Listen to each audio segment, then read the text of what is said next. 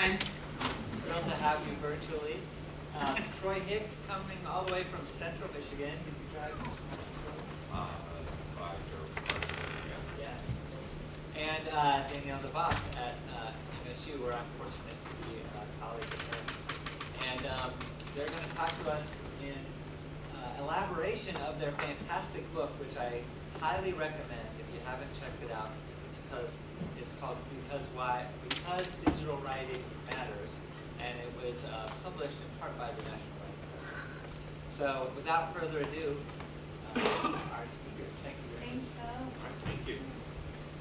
So we have a few things going on. We want to make sure everybody's where you need to be. You're here physically, which is great, many of you, and some people are attending virtually. And we have chosen for a back channel today just an open Google Doc. We debated about live tweeting and responses and things like that. We just decided that the Google Doc would work the best. So you can get to this by clicking on my Twitter. I also put it with the hashtag, but if you go to Hickstro on Twitter, and then that doc is right there. Everybody, there's no sign-in required, right? You're all good that have gotten on it so far.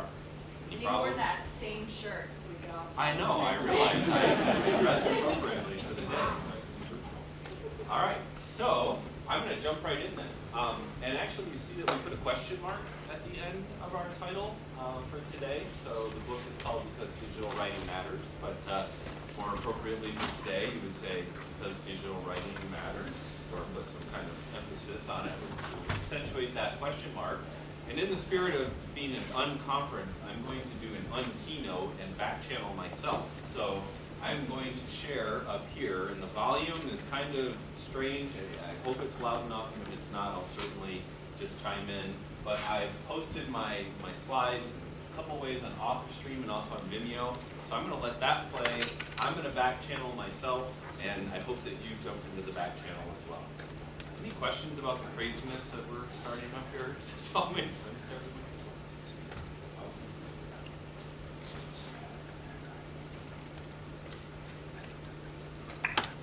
Welcome to our unkeynote. This is my unattempt at delivering the unkeynote by recording it beforehand and playing it for you. That gives me an opportunity to participate in the back channel and also just to get a sense of your reaction so I can be watching you instead of focusing on the delivery. And so I'm trying this element in our unconference presentation today.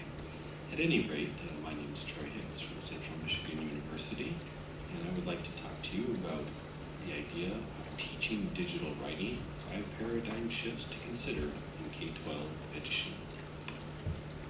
So to begin, I start with a quote. I had the good fortune of working this year with Sarah Cater, Bud Hunt, and Carl Young on an article from the NCTE English Journal Centennial that will be coming out next fall. And one of the things that we did is we went back and looked through 100 years of English Journal, for instances where authors talked about technology, digital media, multimedia, any of those types of terms. And this is one quote that stood out particularly for us. And I would encourage you to try to take a guess at when this was originally written. But let me read it to you really quickly here. The answer to the question, what are English classes doing about these powerful media, is clear. The answer is practically nothing.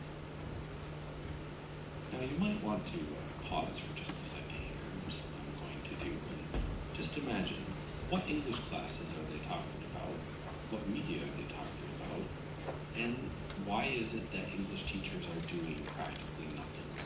How long has it been in the history of teaching English, and writing for that matter, where teachers have done practically nothing about integrating audio, video, different forms of text? Well, this quote came from an article, believe it or not, in 1952. And I was talking about movies, radio, and television. And obviously things have changed a little bit since then in terms of the media landscape. But what has really changed in terms of teaching writing? Well, one of the arguments that I think we can make is that unfortunately, right now, we're still focused very much on the technology. So is there a way for us to move from focusing on the tech to focusing on the teaching? And I think anyone that's here today for this conference is obviously very interested in the teaching part of it. Yet I think we really need to move that paradigm. We need to start thinking about how we can move from a focus on technology and IT side of things into a focus on the pedagogy. And we now have a generation of students that are growing up and coming into the classroom and becoming teachers who are very comfortable with technology, and yet at the same time, they don't always know how to embrace it and think about teaching it in critical and creative ways. So I'd like to talk about 5 paradigm shifts that I think are possible for us in K-12 education as we think about digital. So on the one side, you'll see that we'll be thinking about acceptable use policies, and that's from an IT type of perspective.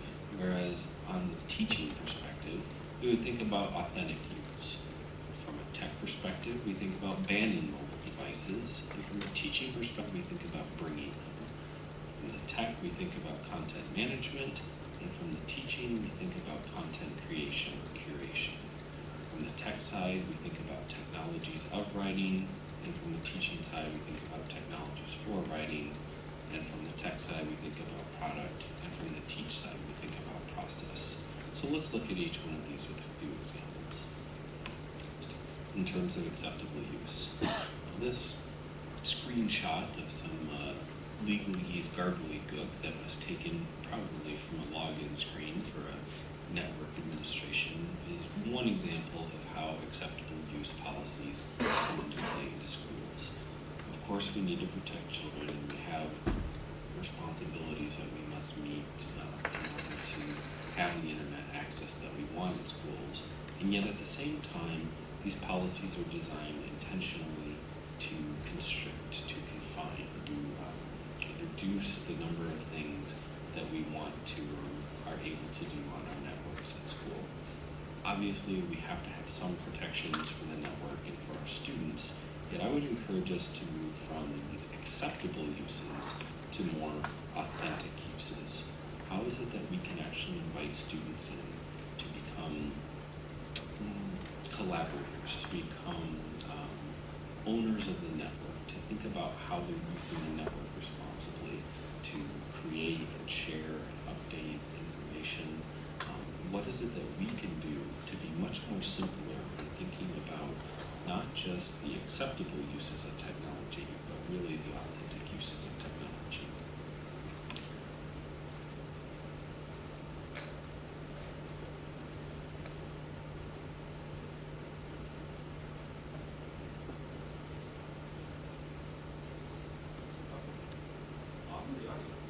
Well, good thing I'm here to continue delivering the talk. So, obviously, cell phone bans. Kids, I remember seeing a video, it was kind of done tongue-in-cheek a few years ago, where the kids like walk into school, they put their cell phones away, they trudge through the day, they get out, and then the video like picks up, and it's all hyper-learning again, things like that. But this notion that we have kids, the latest stats from Pew Internet are somewhere around 93% of teens are online on a daily basis. The majority of those are going online through their cell phones. So rather than banning these technologies in schools, how can we invite them to bring those technologies to school? So I'm kind of curious what's happening with Vimeo. Vimeo is still playing, so something happened with my audio. And it's just not recording, so this is good. See, so even when you try new technologies, that don't. So the third paradigm shift then is this idea of content management. Anybody recognize this? Yes, Bill, a few other people. We all say it in unison. Blackboard, right? We have Blackboard here, and we were just having a discussion yesterday at CMU about content management, online courses, and things like that. And I make the argument, as many people in here do as well, that this is a very teacher-centric model of pedagogy. I know there are a few sessions today on content management systems. So thinking about how we can move from content management to content creation. What is it that we can ask students to do, and to how we can ask them to do it? So for instance, this is a screenshot from Youth Voices. Paula Allison, Chris Sloan, Susan Ettenheim, network for students where they're able to write about authentic issues and post authentic photos and videos. Fourth paradigm shift is this idea of technologies of writing and technologies for writing. So of course, we have textbooks, we have 5-paragraph essays, we have 6 traits, we have 4 squares, we have 5 types, all these different things that happen in writing classrooms to think about how we have the technology of writing. Andrea this morning, for instance, says, we're taking away one of your technologies, no computer, or 2 of your technologies, no computer, no pencil, and you still have to express yourself. But how do these technologies conform and constrain and confine writing that happens in K-12 classrooms? I'd say advanced slide, oh, that's great. So then we have new technologies such as Evernote. We have technologies like Digo for social bookmarking. We have Zotero for creating bibliographic data sets. How can we use these technologies to engage in a more recursive and interactive and messy writing process that we would want our students to really use those technologies for? It's not just enough to go ahead and create video something and post it to YouTube. That's not digital writing, at least not my definition. There has to be some more active and creative processing with all of that as well. Then of course, with this last slide here, we have ways to be thinking about, I'm totally blanking on what I was planning to talk about right now, so no, my slide, I wasn't quite planning on that. Oh, okay, so thinking about the types of, the ways that we present information. How are we having students construct? Moving from bells and whistles to actually having them do the design. So people have been wowed by Prezi in the past year or so. Wow, great, we can do something other than PowerPoint, but if they're just as bad as the PowerPoints that students have always been creating, then what are we actually asking them to do? So I want to make this argument that we have a really small window in K-12. We have a small window of opportunity right now with the Common Core State Standards. And that is, there's this one little phrase that's in the writing standards. It says, use technology, including the internet, to produce and publish writing and present the relationships between information and ideas clearly and efficiently. So how is it that we are going to choose to do that? Now, the tests that are coming out for the Common Core Standards, they're very much write your essay, probably going to have some computer grading and some human grading. That's not the type of digital writing we want our students to do. We want them to actually compose multimedia, be engaged in a process where they're online in communities and sharing and responding to one another.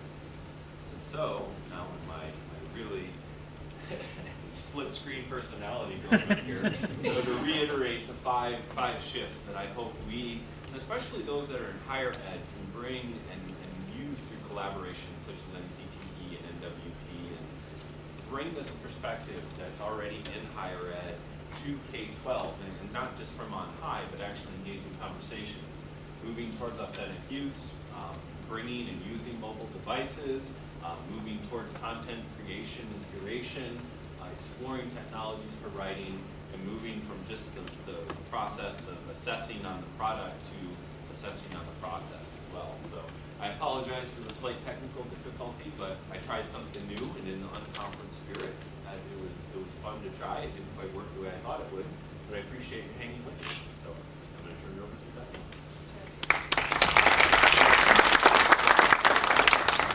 I'm Danielle. I had a name tag that said so, but I managed to destroy it. But I really am. Now that we've jumped in a little bit, I want to pause and kind of create the larger framework. Troy is sharing with us a K-12 perspective. I'm sharing a higher ed perspective, and Elise is going to pan back even further and share kind of a national landscape perspective for us. What I really like, though, about what we're doing this morning, though, is you can see these starting to layer, obviously, and pile together. I took a lot from Troy's talk that very much applies to the work I'm doing in the college setting, and hopefully there'll be a lot of that footage.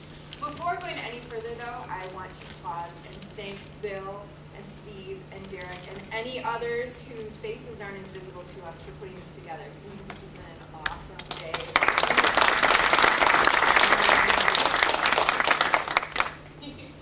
All right, okay, I have a story to tell and then a disclaimer. And the story is this. About 2 years ago, a graduating senior in our College of Arts and Letters at Michigan State absolutely broke the heart of our associate dean. She's the Associate Dean for Undergraduate Studies. She has an advisory board made up of students who help guide her and advocate for other students on behalf of what the college is doing. And we were in the midst of a longitudinal technology survey. We were doing a thick survey with students coming in the door and then following them through their senior year about their technology experiences. And we just began that study. And she asked her advisory group about their experiences. And one of the guys in the group, Tyler, this graduating senior, said, I came out of a high school, we had done web pages. I worked in PageMaker, I worked on the yearbook, we did PowerPoints. My technology skills have slid backwards over the last couple of years. So you can imagine being a senior administrator at a research-extensive university and having a student in your own college say, I've slid backwards. And here's the disclaimer, I don't think that anything I'm gonna say is that terribly interesting. My 5 points are kind of like the low part of this. The high point, I think, of my presentation is your guys' work. And I'm trying to bring in some of your voices in your work, because that's what I think is really worth showcasing. So here are my 5 things, and you can read this 2 different ways. Digital writing matters, or matters of digital writing, because I want to present some kind of mundane, but absolutely foundational principles, practices, and things that we need to do to support a culture of digital writing. And this is the first thing we need to do in our institutions, is create this culture of digital writing. So of course, we're here, right? We value digital writing processes and practices, and we play with the tools and the technologies. But I would argue that we have to be digital writing ambassadors in our institutions. And I know a lot of us are doing this work already, but we need to form larger communities of this. And this can't rely on 1 or 2 rogue faculty members or the technology person on the floor in a department or in a unit.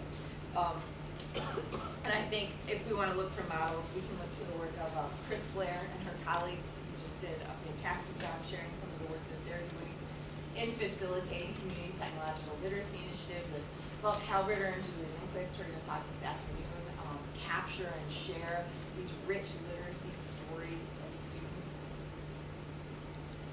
And this also requires, if we want to create a culture of digital writing, that we get beyond and outside of the tools available to us, but also push at and interrogate and experiment with, and find places to experiment and play, as Becky Morrison does in Analyzing Facebook, as Andrea Zellner does with hack jamming practices with our hands and our computers, as Amy Metcalf does in encouraging us to talk back to technologies.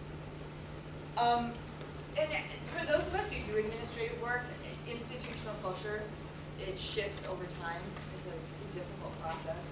And it always happens slowly and logistically, but it happens through conversations and reminders and happenings and events and more.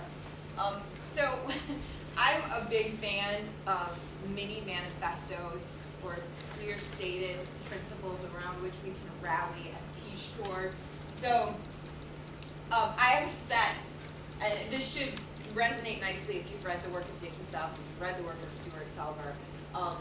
For the last 15 years or so, I've been pushing at this notion of critical, rhetorical, design conscious attention in our teaching. So these are my little mini manifestos, my bullet points. One is, we must encourage students to recognize the design of documents, be they physical or virtual, reveal much about the documents, about faces and about formatting, for example, set the mood, look, and feel the document. Further, they reveal the structure and navigation of the document and offer clues and cues. So is this inherently technological? Maybe not, but it helps to frame all of the work that I do with technological tools with students in the classroom. So that's one. We need to create a culture of digital writing. And another way to do that is cultivate digital writing stewards and digital writing activists. I think it's important to think about these 2 different titles and what they do. I see stewards as those who help create space for others to play, who find for us resources or help make access to resources. Activists are people like you guys who are playing on the cutting edge and willing to play and explore and experiment with new and emergent technologies for digital writing. And I think of people like those who are playing with and pushing at content management systems or the tools that we use to write, like Kristen Daniels and Nathan Kelber, Adam Pope and Steve Enger, and those innovators who create new systems for doing the work that we value, like Bill Hart Davidson and his Eli partners. And I hope that in terms of connecting with the stewards, we need to help and support activists in sharing their work. As Ann Blakesley, Cindy Gillian, Rhonda McCaffrey, Joe Torak, Dave Nasser, and Becky Morrison might, in terms of capacity building to craft the best writing support spaces. And as Derek Muller might, in terms of understanding when and where and how best to support teaching effectiveness, which, as he puts it, is sprawling and leaky, making it hard. It's so important to find containers for. And I think we can support our stewards. And again, these seem like kind of mundane practices, but they're so critical. We can support stewards by keeping them informed and sharing our enthusiasm, and that means keeping in touch with our administrators, talking to chairs and talking to deans about what we're doing and why it's important, because they can't advocate for us unless we're talking to them and sharing our best practices. And that means creating feedback loops. This is a teeny example, but when I was the director of our undergraduate program, I protected a small budget of a couple $1,000s for just-in-time needs. At Michigan State, we have these annual cycles that are 16 months out, so you have to be able to predict a year and a half in advance what tool you might need, which makes no sense in terms of how tools emerge. So working with others and supporting tiny budgets or places where we can have some just-in-time access to support the activists. Okay, the third point. We need to play well with others. No one's immune or unaware of what's going on in our educational institutions. But I think if nothing else truly spans our disciplines, our departments, and what we're doing, it's the digital tools that we're using to make meeting. And working together to leverage those resources means sustainability and possibility for growth. And sustainability and growth are two critical dimensions of a good, rich culture of digital writing. And this requires that we kind of spread our intellectual wings and get beyond our units, like Jeff Carter is, in doing work that brings together creative writing students and education majors, and Mike Salvo and Tammy Conrad-Silver are cultivating international partnerships that are going to provide a robust backbone for technological work. And Naomi Silver is doing this work and inviting others into discussions about publishing practices and sustaining the work that we do. In terms of printing and values in what we publish. So digital tools and spaces transcend departments and budget lines. One, again, a tiny tool, but last year I was on a committee that Bill originally chaired, and one of the most productive things we did last year is we did a technology audit where everyone went back to their department, did an audit of the tools available and brought those back together. We were able to make much stronger arguments about what we needed, and it was unbelievable how unaware we all are, or all were on our campus, of who has what. Like half the people in the room didn't realize our theater department has green screen capacities, this amazing studio space.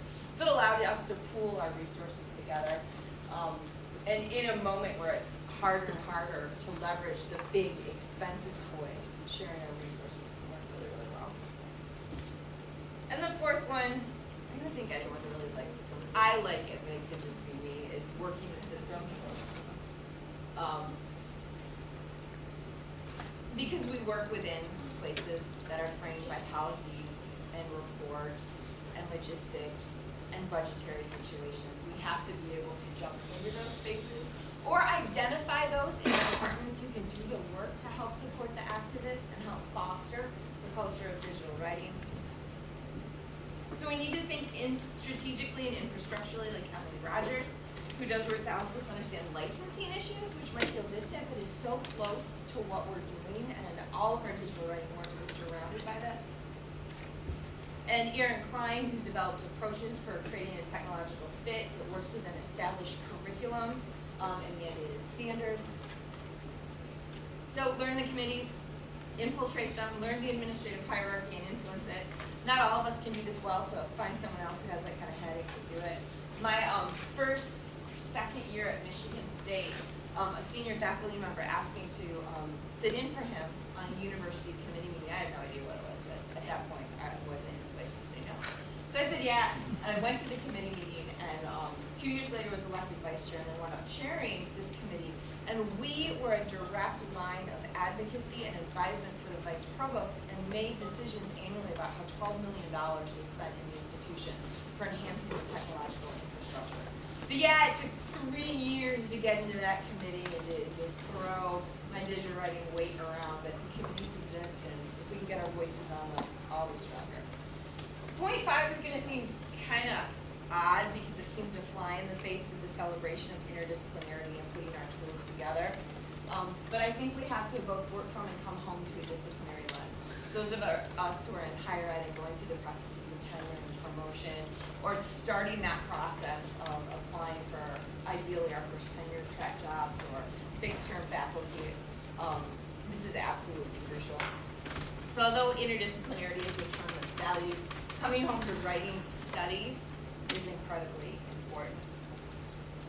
And if you just look at the program for today, I think there's tons of people doing this work in really, really exciting ways. And this is what a retcon perspective, a technical writing perspective, a computers and writing perspective, and an English ed perspective brings to digital writing.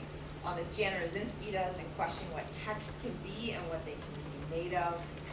As Laura Lee Adams is doing in research and identity making in digital spaces, as Eric Drake does in shifting.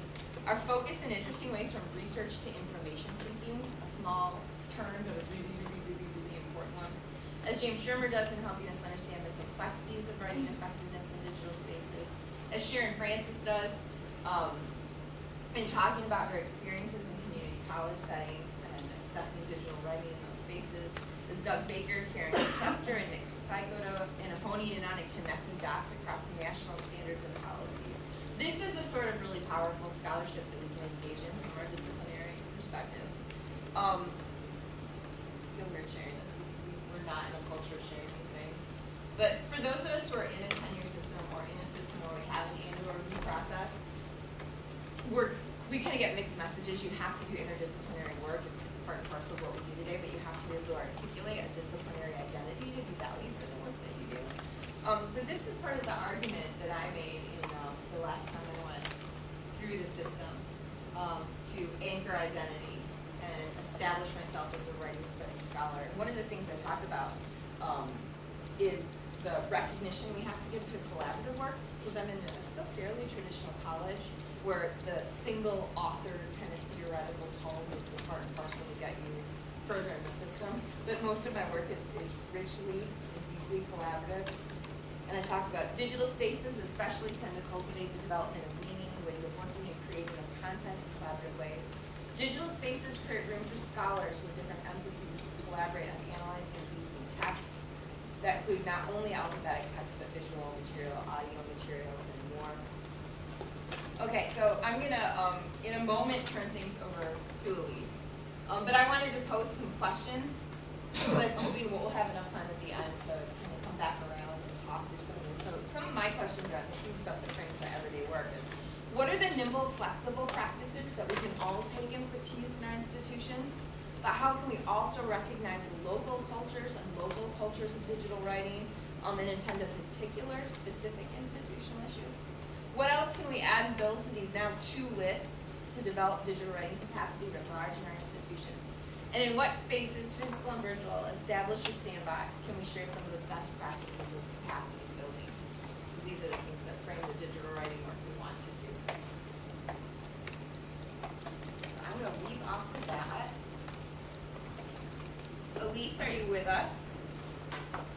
Oh. Oh, it's on you. Okay.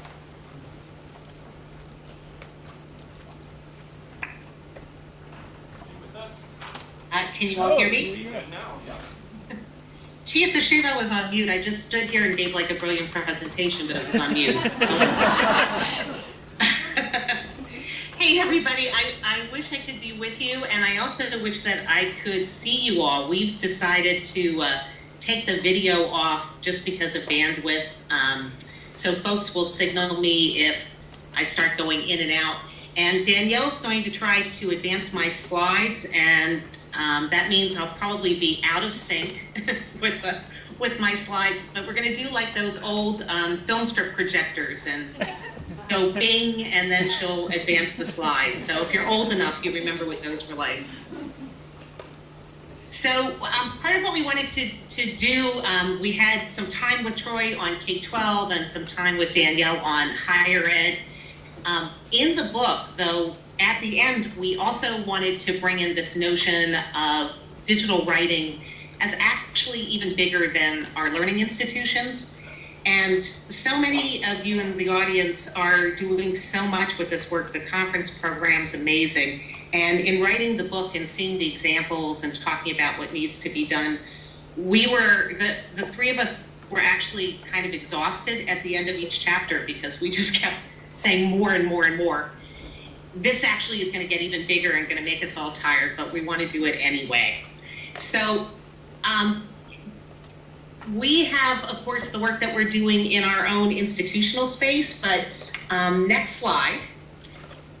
It seems appropriate with me here in this hotel room over in Baltimore, kind of on the outside looking in, to remember too that digital writing and work that's enabled by the internet actually is not institution specific. It's not learning institution specific.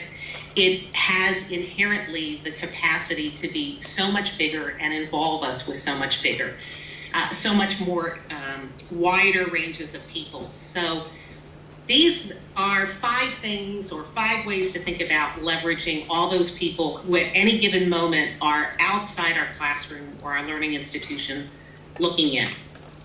So next slide, just kind of laying out quickly a kind of an argument. I've been hanging out with a lot of people who work with digital writing and learning in the out of school time. And they would want us to remember that we start with the person, and that person begins life and lives much of life in a family, in a community, and in an environment that's media saturated. And that all of these are points of learning. All of these are powerful shapers for what people believe about discourse, about learning, the learning opportunities that they have. And they precede any one of our interactions or encounters with someone. They extend beyond, they surround them. Now that person, next slide, of course, as he or she grows up, interacts with a lot of our formal learning institutions. They'll interact with a library, perhaps with a museum, certainly with schools, and probably amongst those, schools especially are our interest in this audience, but these other ones as well. Next slide. So for one of the critiques that these out-of-school people have often been making is that when we sit inside our institutions, whether it's a school or a library, a museum, or a content provider, it's really easy for us to see ourselves and our program at the centerpiece, as the center of something, and to imagine people walking through our institutions. And I confess, for myself as a teacher, that's often how I see it. People show up at the beginning of a semester, they leave at the end of the semester, they kind of walk through. But that's a way of making the boxes that content and experience are located in the center. And so these colleagues that I've been working with have been pushing me in the next slide to start remembering that all of us really are steps on a person's learning journey or learning path. And not to put the box at the center, but to put the movement of a person amongst all these opportunities for learning at the center of my thinking. From family to school to museum.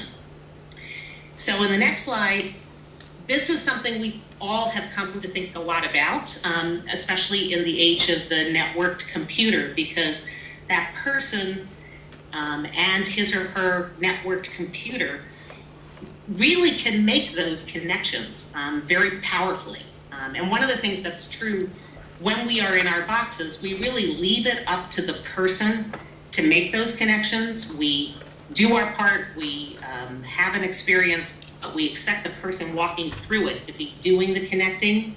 Maybe our teaching is designed, our pedagogy is designed to help people make connections, but still it's really up to the person to do it. So with the era of the networked computer, of course, we've been thinking a lot as educators about how people can do more connecting. They can connect with digital assets and learning experiences and opportunities across all these boxes, woven together by the person in really interesting ways.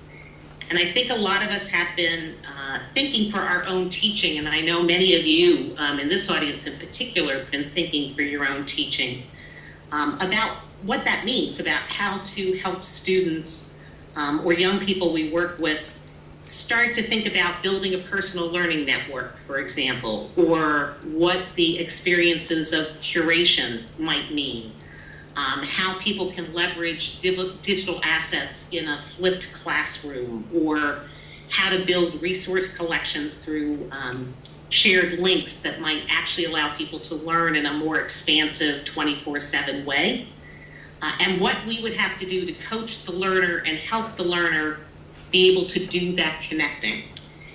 So I think that's really a powerful theme for us, and it's a powerful theme also to put at the center of digital writing experiences, productive activity on the part of the learner that can be a source of a motivation for and a way of doing that connecting among learning experiences that cut across a lot of them. So I think that's a really rich theme for us. And in the next slide, just to say that itself is a really powerful idea. We want to also mention from the book another related and also powerful idea. And that's the skin poll. In the next slide, if we imagine all of us in our particular learning spaces with this person at the center, this learner doing the connecting, we also could set ourselves the task of doing that connecting.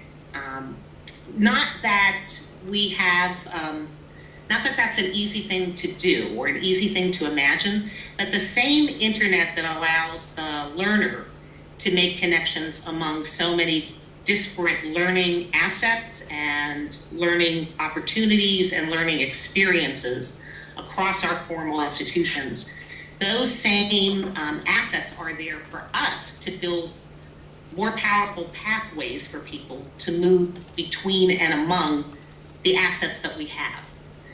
And often those are things that we don't see. Certainly my folks, my colleagues from the out of school time have helped me understand how actually those of us in formal institutions take for granted kind of the opportunities and assets that we're sitting on at every particular second, that those people outside looking in would love to connect with.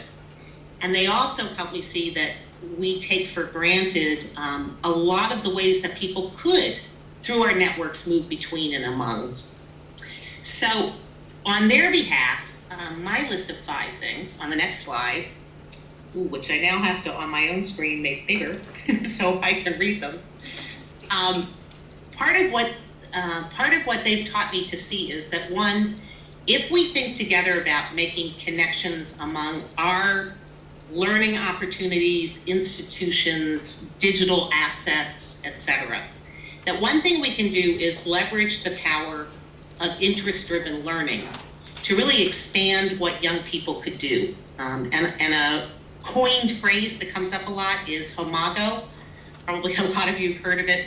Homago is for hanging out, messing around, geeking out. And it comes from the work that Mimi Ito and her team did in a large ethnography, of young people's learning pathways online. Part of what they saw was how significant it is for so many people, their focus on young people, but it's much broader, to be able to hang out in spaces where a certain type of work is happening, just be there socially, and we might call this legitimate peripheral participation in another framework, until they finally feel comfortable and interested in maybe messing around with some strategies, some opportunities, some ways to do or build or be, some of which will capture their interest, and then they need a pathway to really intensive work, to geek out, in effect. And when that interest-driven learning pathway is activated in a way, Young people are able to do work far, far, far beyond what many of us believe they're capable of doing. And they're usually doing it in these sort of geeking out opportunities that don't fit very easily into formal learning institutions. They're the kinds of things that, you know, happen when somebody's, let's say, working on, let's say, a digital story, something like that, and they need to be able to sit in the lab for something like 10 hours straight because they're so absorbed with how to make a particular transition.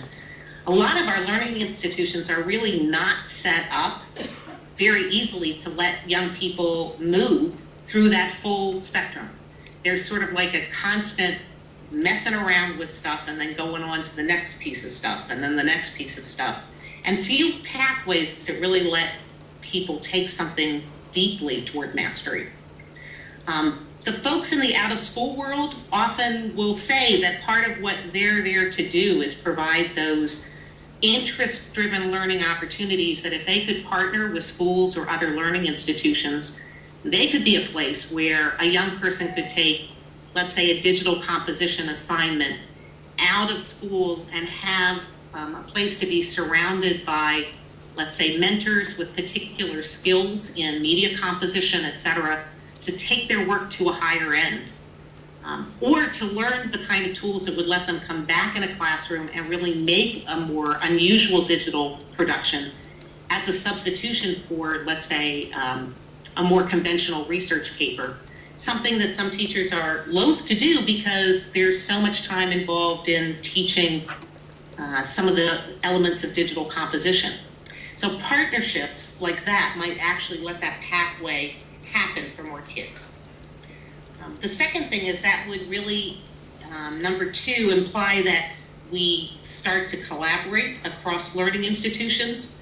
So Daniela talked about collaborations, for example, on campus. It feels very much the same to say, wow, we found out that over in drama they have a green screen, or to say, wow, we found out that in the local museum there's this incredible set of, this incredible collection and set of opportunities that could be nested within some of our activities. That leads to number three, this notion that we could rethink some activities and assignments with a view toward the kind of production of something on the part of the learner that would really take them on a learning path.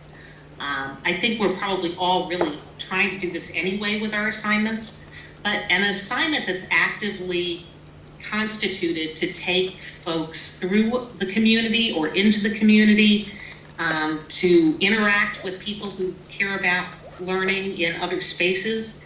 Maybe it's jointly constructed. Maybe it leverages assets, digital assets, in a way that kind of shows a learning path. That would be an exciting thing to do, to push some of our assignments more in that direction.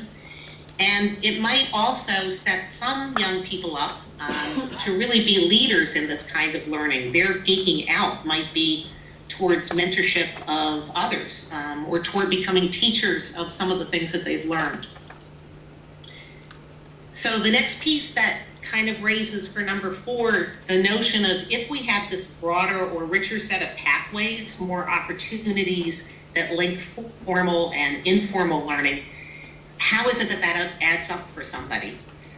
And a kind of easy answer there is to really put at the center the notion that people, our students or learners, really can be planning and designing and making their learning portfolio. And whether it's a digital backpack or an e-portfolio, or people right now playing with the sort of badge idea, the Mozilla Haystack project, for example, which really is to be able to let people craft a visible public identity that is about their accomplishments as learners. That at the center of how we interact with students could be an interesting way to free them to do some more of these opportunities, but still have it add up, not fall into that trap where everything we do inside a formal learning institution yields a degree, whether it's great or not, and what we do in the informal sphere yields just experience. maybe there's a way to design and plan a kind of portfolio that would really let young people see that all of those learning experiences can add up to real learning for them, or to see when it's not actually adding up for them. And then the last piece is, it would imply too that even when we're doing our own work directly with the folks that we're working with, our students or the people in our programs, anytime that we can tilt that work toward the public or the community accessible or the open, we could be at the center of creating a learning opportunity for people that are outside of our institutions on their own learning journeys. Everything from all the times when we want to support our students to make public their work or plan community engagements, when we make our courses public, when we do whatever, we're actually creating more publicly available assets for this vision of connected learning. So those are my 5 things. And on the next slide, I would say, obviously this has everything to do with the internet, because the internet has made this kind of connected learning possible. But I think it also has, in the next slide, everything to do with how we teach digital writing. Because it could be that with this vision of those, our young writers, or the people we engage in our courses as writers, if we see them more like those people following their learning path and creating leadership for others to follow their learning path, it might open up a new sense of what it means to publish, what it means to research, what it means to create a digital or a web presence for our learning. It may just shift a little bit how we do that teaching of digital writing. So in the last slide, just to say, it's an idea that many folks who are interested in school, out of school connections are playing with, and probably one of the most interesting and advanced examples of trying to get institutions to work together is very close to you all. It's in Chicago. So just to note, the Mimi Ito et al. Book, Hanging Out, Messing Around, and Geeking Out, if you haven't encountered that, you can find it on Amazon. It lays out that Imago picture. But the example I point to in Chicago is the project that has U-Media at the center. And I know probably a lot of you know U-Media and maybe have, in the room, have visited U-Media.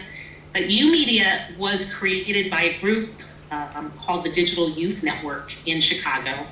And with the support of the MacArthur Foundation at the downtown Central Library, Harold Washington Library, they were able to get a huge amount of space, very large, wonderful area, to build a media production center for young people in Chicago. And the library is nicely at the center of a lot of intersecting transit lines, things like that. And then the notion of this place is that young people could come and just hang out. They could take, if they wanted to, workshops or work with mentors to start to play with digital composing. If they wanted to take high-end classes, they could. The mentors who are there come from the community, and they may be local artists or sort of teaching fellows from the out-of-school time. This is received. This is... Elise, did I just cut you off? Uh-oh. Uh-oh. Uh-oh, I broke it.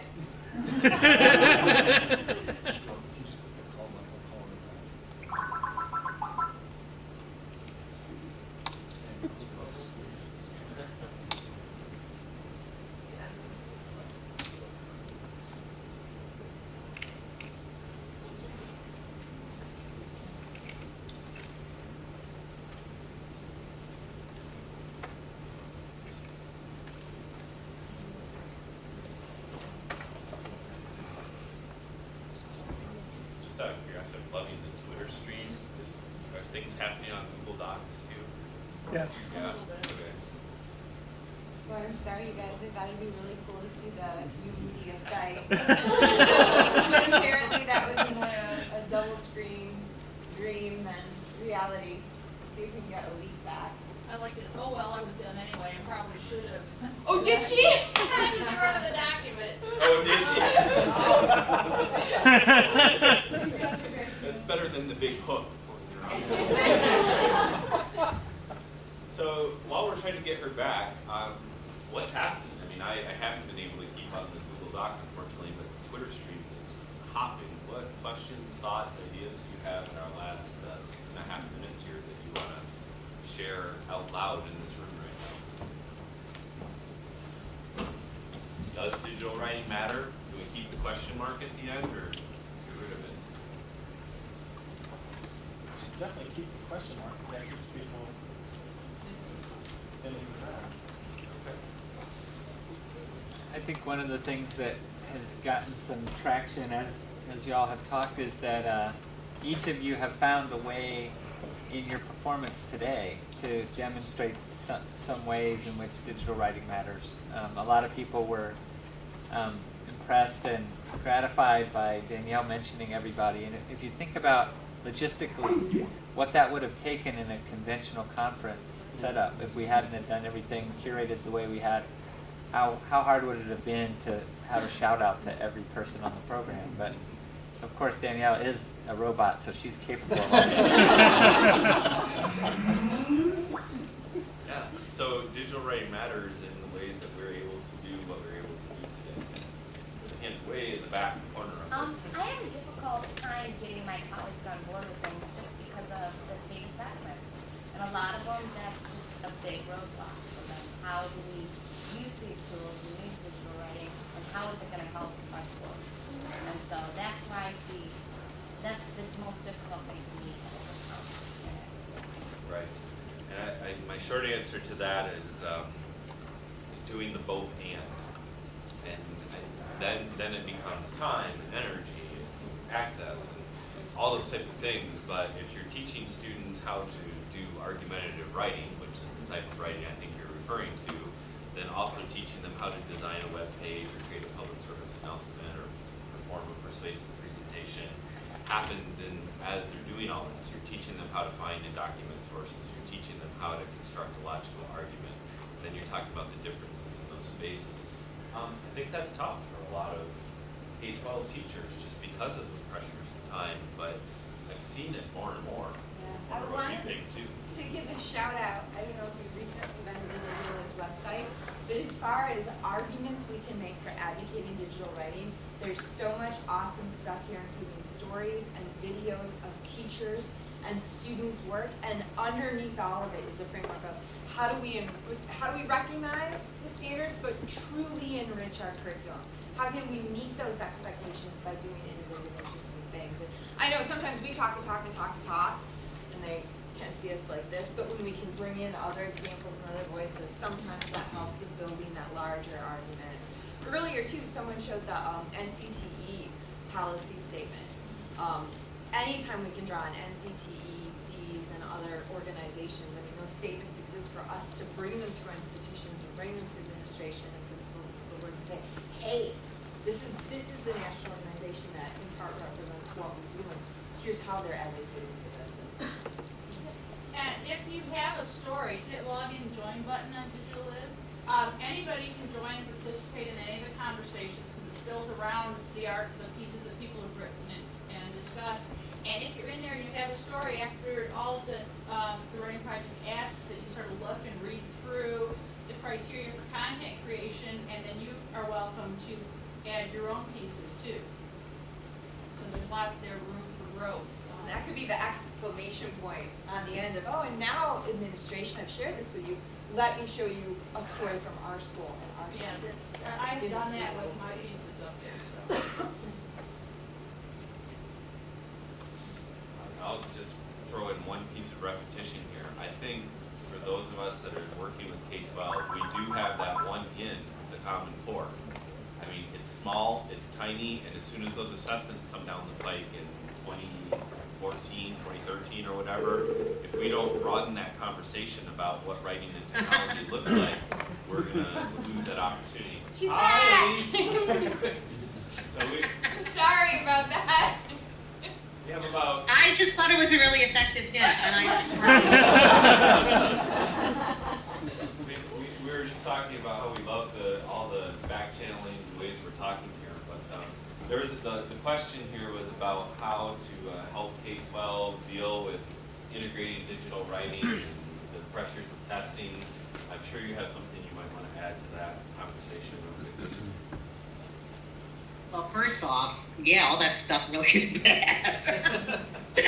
That's really bad.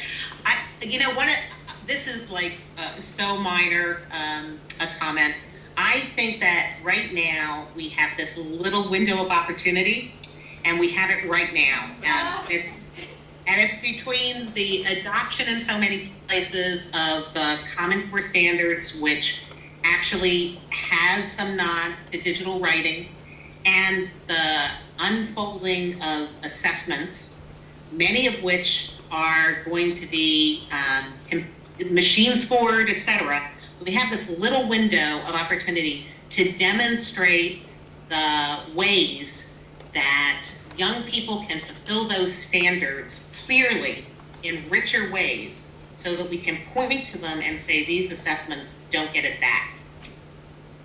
And I would say if we could get on that, like now, that would be the thing to do. Yeah, I'd like to chime in, because one of the things that you all have shown us, and Elise's point about considering a lifelong track of learning, it's what's possible with the internet is that we don't have to have this rigid separation between the intervention and the assessment moment. And so with more teachers being better in the classroom, capturing the things that students do day to day, those get to count as their assessment. So we don't see one trial, one day, on a day they might or might not have eaten breakfast. We see 35 trials across a whole unit, all on the standard, with as many pieces of evidence as you want to trace back to a digital artifact. That's right. So that's, to me, that's the exciting possibility. That's right. This is an unconference and we can break the rules, but I'm looking to the two of you to see what you want us to do now. Well, it is lunchtime, so we hate to stand in the way. Break, I know. That's always a risky proposition, to get in the way of people's lunch. So I think what we should do is give you all a hand.